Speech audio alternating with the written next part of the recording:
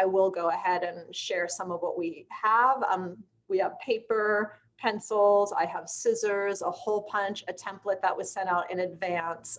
But just watch, have fun, and go ahead and worry about doing some later. So I'm getting some great answers as to how animation works. So everyone is right on. A lot of frames, you add pictures together to make one moving image. You draw something over and over. So you all have it down exactly right. Animation works because of a phenomenon we call persistence of vision. And it is because our brain, what persistence of vision means is that our brains and our eyes can only process about 10 to 12 separate images per second. And because we process 10 or 12 images per second, I'm going to do that number here when I go ahead and work on my animation. But we also retain a bit of what we see. Our brain holds on to what we see for a very, very short amount of time. So that means that when we play them all together, it creates the illusion of movement. We see them in a sequence. So let me go ahead and draw, and let's see you follow along, just watching right now. So this app is called Animation Desk, and I'm going to draw something very simple. I'm going to draw a ball bouncing. So you can see that I'm starting with just a ball, and this is my first frame that I'm working on here. And I mentioned that I'm going to go ahead and do about 10 to 12 frames because that's roughly what we need to have a nice smooth animation. So I'm going to go to my next frame, and you can still see the image of my ball because I am using a feature called an onion skin. That allows me to see what I'm doing because animation needs to be in a sequence for our brain to have a sense that we are watching motion. We do want to see that our images are very much the same and in a sequence that makes sense. And I'm going to demonstrate the opposite of this after I show how it does work. So you can see that I'm drawing, again, just a ball, and I'm drawing individual frames in a sequence where they are all very close to each other.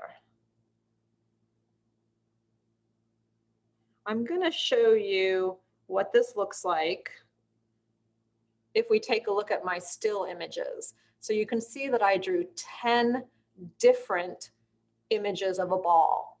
As I said, the reason they looked like they were all together is because I used the onion skin onion skin feature. Now I'm going to hit play. The app is going to play this for me quickly. So let's take a look. And does that look like my ball is moving? Does it look like I've got a bouncing ball going on? That's animation, right?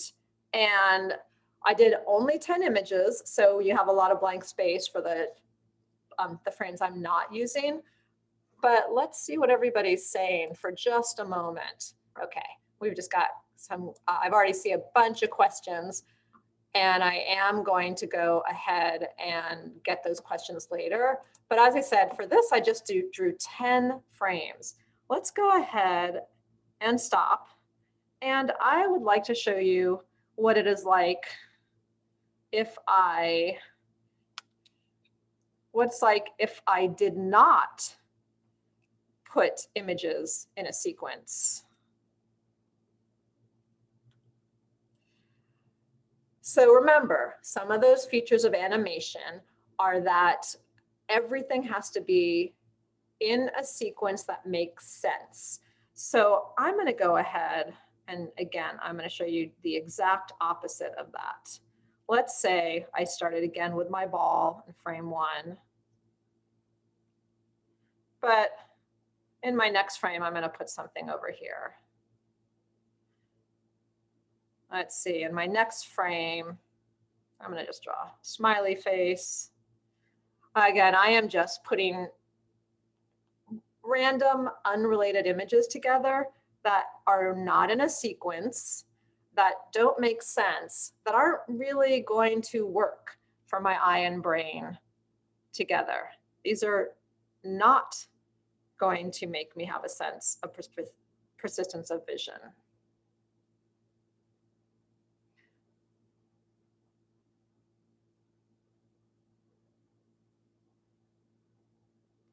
Let's see, again, I'm going to go for 10 images. So let's get 2 more here.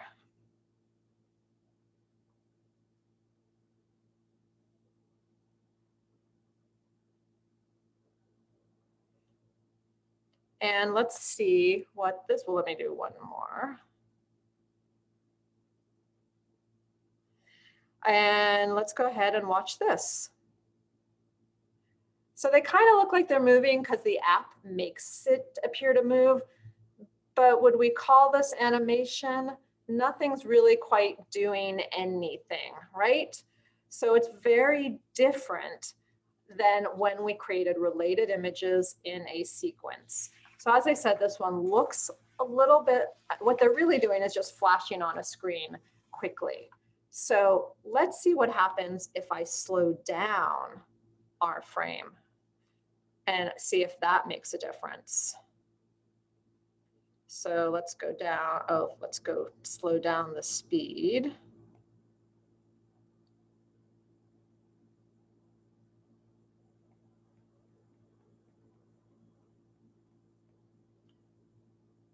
And let's see what it looks like slow. Now, got to give it a minute because we did slow it down. So again, just images flashing on a screen. But these images are unrelated. So let's go back to the last animation I made with the ball bouncing. And let's see what happens if we slow this down. Again, persistence of vision and animation depends on speed. So let's slow this one down too. These are in a sequence, but what's it going to look like if we're watching our sequence slowly?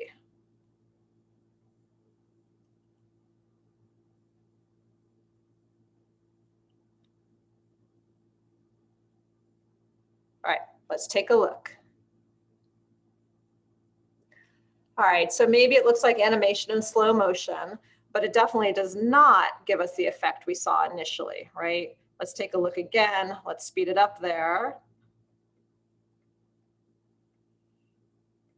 And let's take one more look before we get ready to try this ourselves. So again, you can see persistence of vision. You can see how the sequence, the sameness of images, and the speed create animation. All right, you ready to try it yourselves? I'm going to stop my share, and I've got several projects that we can all do together. After the projects, I'll go ahead and answer questions. I am getting people asking and telling me they use different apps, which is great. Stickman, there are a whole bunch of different animation apps. This is just one I chose for this demo. There are also stop motion apps. There are so many ways to play with animation. I can't wait for you to try it after this talk. But we are going to start making our own animation. And I want to mention that animation has probably been around since people learned to draw, because it is just still images and still drawings. But we trace animation pretty accurately back to the early 1800s with optical illusion toys that people created. And one of those, which was created in 1825, is called Automatrope. And if you got the link and are able to print the Peanuts Tomatrope activity from our website, we're going to go ahead and I'm going to demo how to do this. I'm going to go ahead really quickly and grab the link for anyone who didn't get it and see if I can pop it into the chat. Hold on just a moment. And I will give you this link. I'm putting it right. Okay, I'm going to go ahead and add this. All right, there is the Tomatrope template. If you have time to grab it and print it, and if not, do it after. It's not going anywhere. It's going to be there, and you're welcome to go ahead and print it after. But we're going to take a look at how we can make our own Tomatropes. And I should mention that if you don't have the templates, you can make a blank one. You can use an index card. You can use your own, a blank sheet of paper.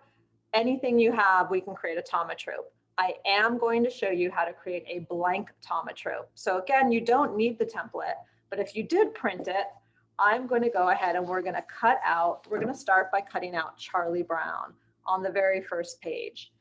And there is a blank one that we've provided for you on this worksheet. But as I said, honestly, just an index card, a sheet of paper will work fine. So we are going to cut out our Tomatrope here. So if you have this and you printed it and you have scissors, go ahead and cut out Charlie Brown.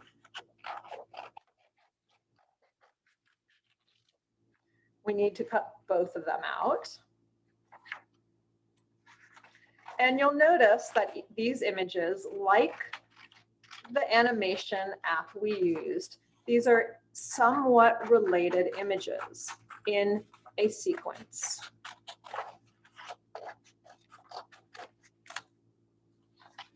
The next one we're going to create is our jump rope girl, our jump rope Peanuts character. We are going to glue these together. And for the Tomatrope to work, they need to be upside down to each other. You can glue or tape, depending on what you have with you. And if you're making your own, you do not need to glue or tape anything together. Just one piece of cardboard, cardstock, index card, paper will make a Tomatrope for you. So I'm going to make sure they are upside down. We have put holes for you to punch.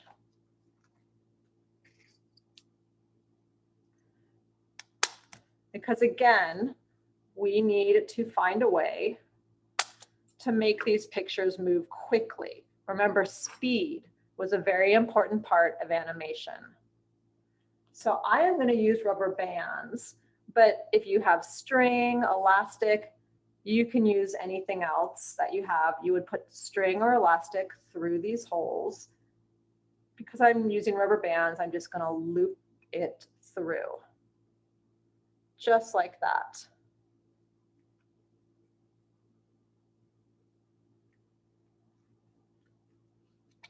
I'm putting rubber bands on both sides. And the rubber bands allow me to create motion.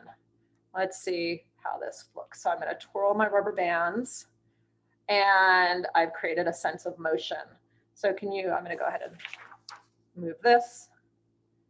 All right, so does it look like that ball is coming through from poor old Charlie Brown and making his clothes fly right off the pitcher's mound?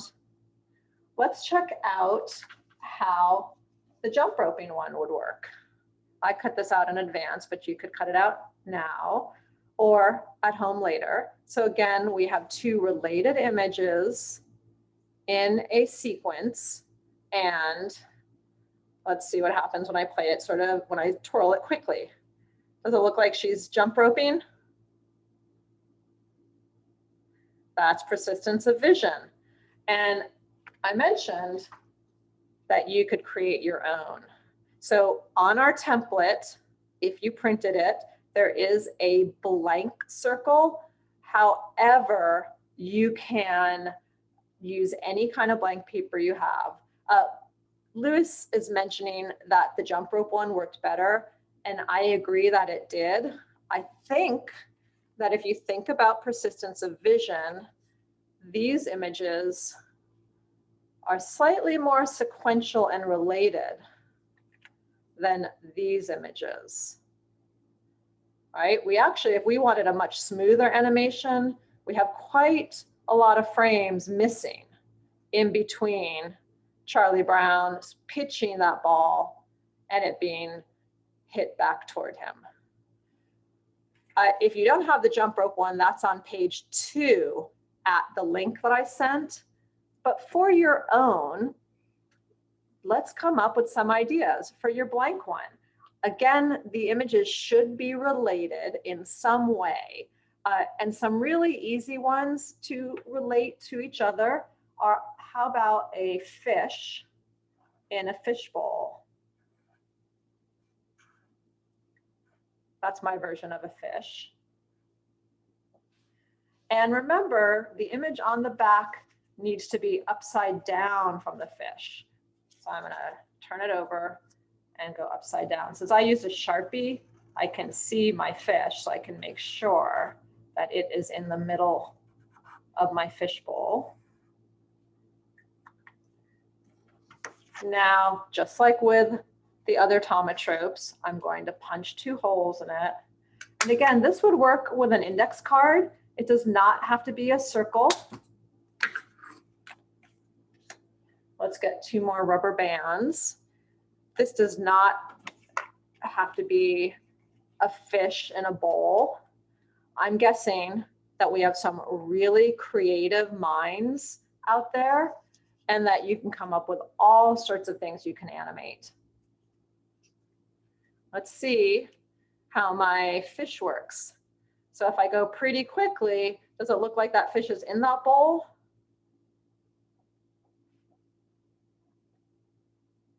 Yeah, so again, very simple. There are lots of different things you could do. I'm going to give you a minute to see if you can draw your own. And I'm going to take a quick look at the Q&A before we move to the next project. I did share the link in the chat so that everyone could see it.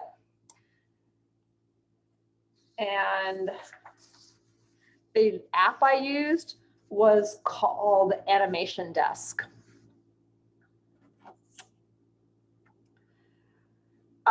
Anyone who is a comic book fan and is familiar with Captain Underpants or Dave Pilkey is going to know another quick way to animate with fliporamas. The exact same concept as our tomatrope.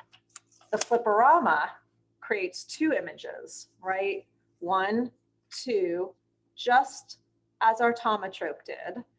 And again, if we move them, he's just placing images on top of each other, which you can do as well. Just grab 2 pieces of paper, go ahead and draw something. It can be your fish in a bowl. It can be jump roping. It can be, again, this is just a quick sequence. If you look at our bottom one, the ball is up, the ball is down. Let's see what happens when we flip quickly. Those motion lines really help give the sense of animation here, right? So this is another way you can create your own animation. We're going to do one more project before I open it up for questions and look at one more animated project, which is the flip book. So the flip book goes ahead and takes our iPad app back down to technology we used to have before we were able to animate on computers. And when the Peanuts animated specials were first started, which was back in 1965, and they did not have computers, they did draw each animation cell individually. So right here in my flip book, I have, let's see, about 34 images, and they are stacked on top of each other in sequence. And to create your own flip book, we'll talk about that in just a moment. I just want to show you how this one works. You can use a binder pin, a binder clip. You can use just pieces of paper. But this animation, which is a animated, it's a flip book of a very, very early animation. But as I was saying, the Peanuts animated specials were images lined on top of each other, moved very quickly and filmed. So let's see if we can, what happens to our dinosaur in our flip book. Let me get a better angle under this camera.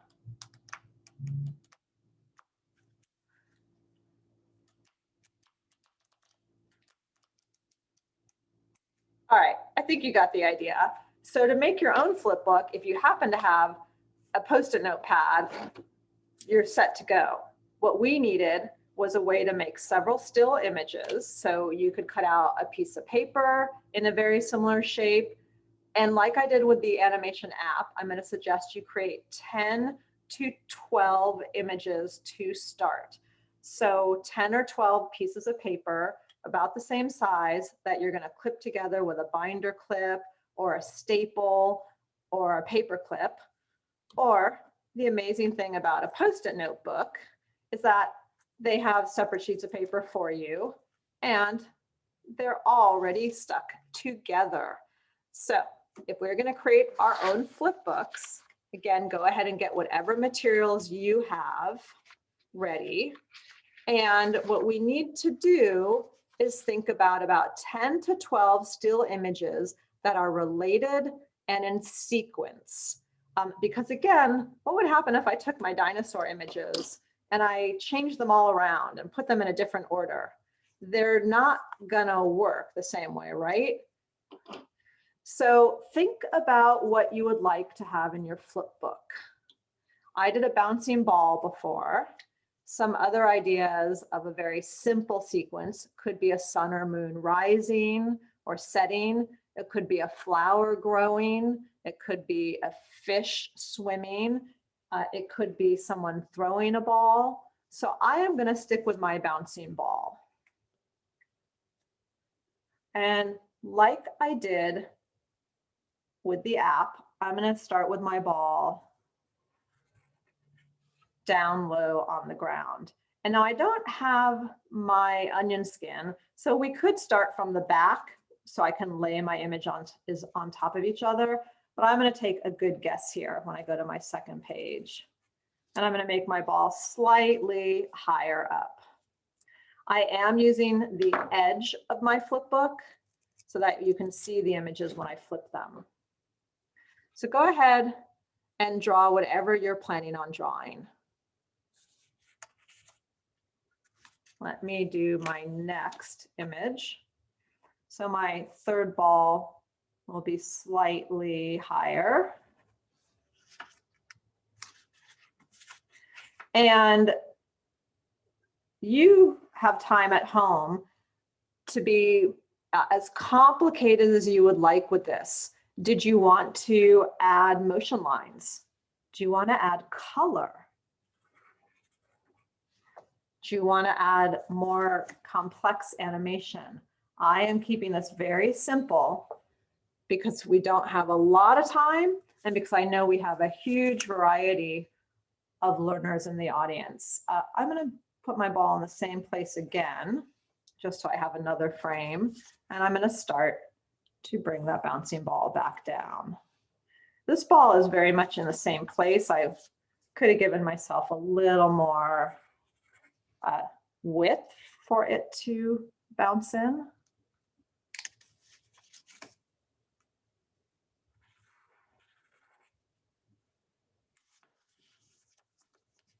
Let's go ahead. I've almost completed my sequence. And I'm going to return my ball back down to the bottom. And let's take a look at the sequence. So you can see that because I kept my ball in one spot, it really is just kind of going right up and down. But you can see again how it's really bouncing there in the middle.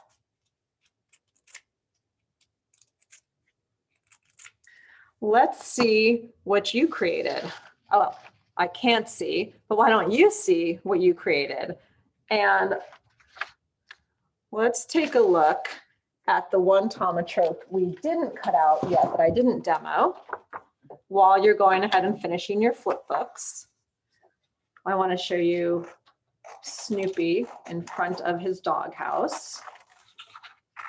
And this, like Charlie Brown and the Pitcher's Mound, is not quite a sequence. This is more like my fish in a bowl, right? Two images that are not hugely related, that we can just kind of put in the same place. Let's see how that works while you're finishing up your flip books.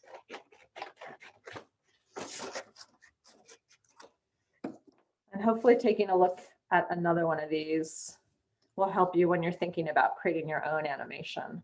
So remember, I need to make sure one is upside down.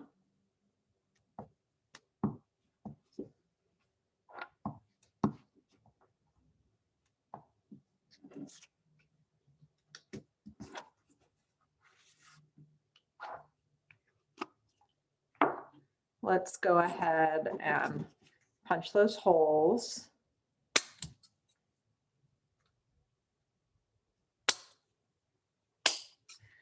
And let's go ahead and put our rubber bands through.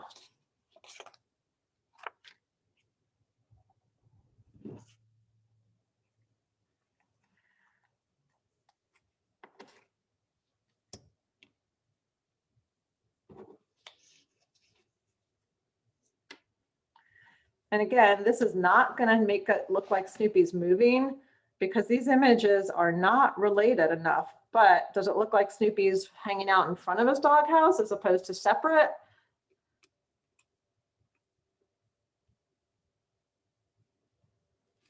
Sort of, right? So we just created a series of several different types of animation. We had a real simple experiment with two-dimensional computer animation. We made tomatropes, a very early optical illusion toy from 1825, and we worked on a flip book, a more sophisticated optical illusion toy. I do have some time to take questions from the audience, so I'll go ahead and look at the Q&A, which has about 22 questions lined up, and see if I can answer anything. I want to mention, of course, that animation today is based on all the same principles. It's just created in the computer, much like my drawing app, and it's created in 3 dimensions. So animation hasn't changed, which is kind of amazing. It's still the exact same thing it was in the 1800s. It just looks a lot more sophisticated. So let's take a look. And if you have questions, go ahead and put them in the Q&A. And let's see if I can take a look. Okay, so let's see if we have questions.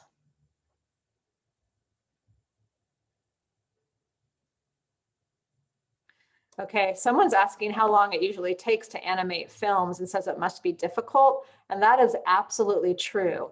I've been told that animation is considered like the ultimate team sport, because animating alone would be a phenomenal task. That'd be almost impossible. I believe it takes months and years to create animated films today, and you often have many different people working on it. So Charles Schulz, when he created the Peanuts comic strip, he was just alone in his office drawing at his desk. But when he moved into the animated field, he did have a large team of animators. He himself did not actually draw the animation, but he had directors and script writers and a whole office of animators who were all drawing different images. So it takes a long time. And you can go ahead and find out how many frames per minute of animated, how many frames we need to animate a minute. So let's take a look. And these are a lot of these questions you can find out on your own. But let's see, I'm going to remind myself.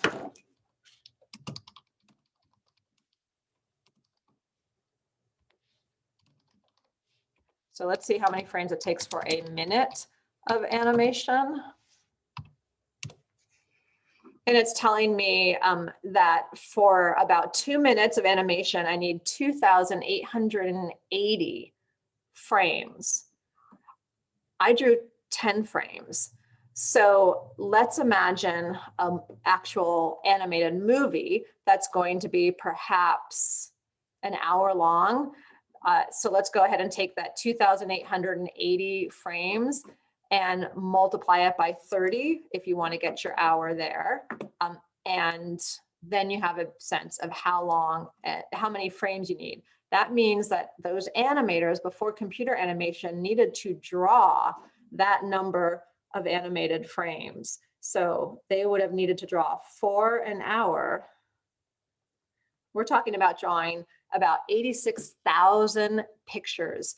They did used to draw them on a clear transparency so that they could erase. And again, like an onion skin, they would lay the transparency on top of each image so they could see what they'd drawn before.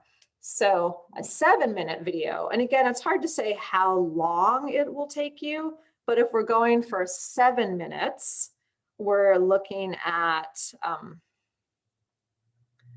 about 9,000 frames. So animation takes a long time to create. I'm getting a question off of the animation topic, but I have been asked if I got to meet Charles Schulz, and unfortunately I did not meet Charles Schulz. So the museum opened in 2002 and Mr. Schulz passed away in 2000. So he never got to come into the museum, although he was very, very involved in planning the museum.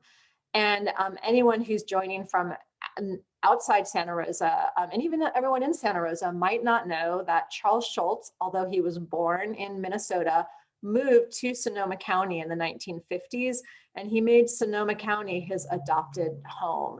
He, in 1969, built the ice arena, Snoopy's Home Ice, and very much spent his time at the ice arena. After he built the ice arena, he built an office nearby in 1973, and he would go to his office, draw some cartoons, walk over to the ice arena, maybe have breakfast at the Warm Puppy Cafe, and go back and forth. So when the museum was opened in 2002, it was built very much where Charles Schulz spent his daily life, right here in Santa Rosa. And so I did not get to meet him, but I think the museum is a great place to visit. It will be opening very soon, and I hope you check us out. Someone is asking about stop motion, and that's absolutely a great way to also experiment with animation. I like to use, here, I'll go ahead and screen share quickly again. See if I can share my stop motion app.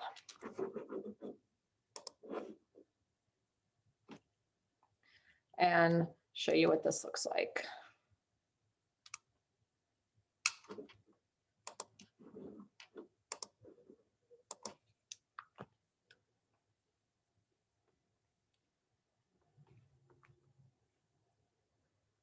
It's just taking a minute to connect. This is a very simple stop motion app. And I'm going to go ahead and remove those grid lines. And you can see that most of my app is a camera, right? Here's my whole surroundings. So let's go ahead.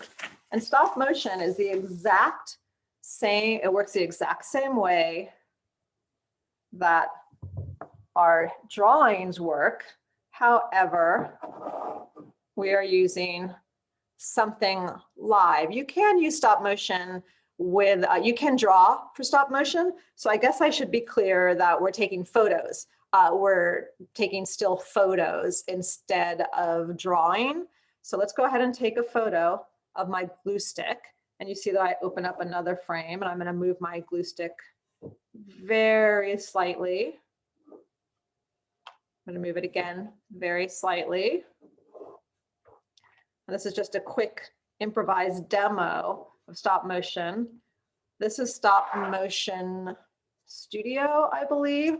Lego has its own free stop motion app. Stop motion is, again, another great way to play with animation. There are many different stop motion apps and several free ones you can get. So you're seeing down at the bottom of the screen where all my images are showing up. Those are my frames. Each one a photo of my glue stick. I've done 13 now. And let's see what it looks like when I play it. So does it look like my glue stick's moving? That's stop motion. Very straightforward, and it works the exact same way as the other animation works, but without having to draw all those pictures. And as I said, this is Stop Motion Studio Plus. It's a great, simple app. I believe the basic app is free, but the to add, it has a lot of in-app purchases. I can take about a few more questions. Someone's asking me if anime is stop motion, and it depends. If they didn't, anime can be hand-drawn just like any other animation that we're seeing. Someone's asking me who my favorite animator is, and that's a good question. I love the Peanut specials, of course, but there are also many other questions. So the app I just use is Stop Motion Studio. And I'm using the Pro version, but any version will work.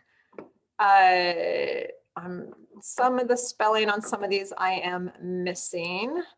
So for animation, I do love the Japanese movies, Spirited Away, Nausicaa. All of those are excellent. So again, I'm kind of looking at the chat as well to make sure I'm not missing any questions. Is the animation app free? I believe it is. So I think I'm mostly using free apps. If the apps I'm not using are not free, there are free apps out there for all of this. There's free 2D and 3D animation apps. So let's see again, any other questions? Someone's asking how close in relation the images need to be. And really, the closer they are, the better your animation is going to be. But you kind of saw what I was doing, and hopefully that gave you a good sense of the closeness. We did that one. And it looks like I'm getting almost all our questions answered. My favorite movie would be a tough one, but I do really love Spirited Away. Sorry, I just dropped something, but I think I highly recommend that one for all ages. Maybe not all ages, maybe 8 years old and up. Let me just take a look and see if we have any other questions. So in terms of myself being involved in projects, I have worked at the Charles Schulz Museum for about 16 years. So I have not been involved in animation or art projects outside of the museum. You might have noticed that my bouncing ball and my fish were not the most artistic things in the world. So I don't consider myself an animator. I consider myself an educator. And I hope that I brought you a little bit of education and animation today. I greatly encourage you to try all this at home. If you got to make automatrope now, go for it. If you didn't, make more at home afterwards. You have the link to those activities on the Schulz Museum's website.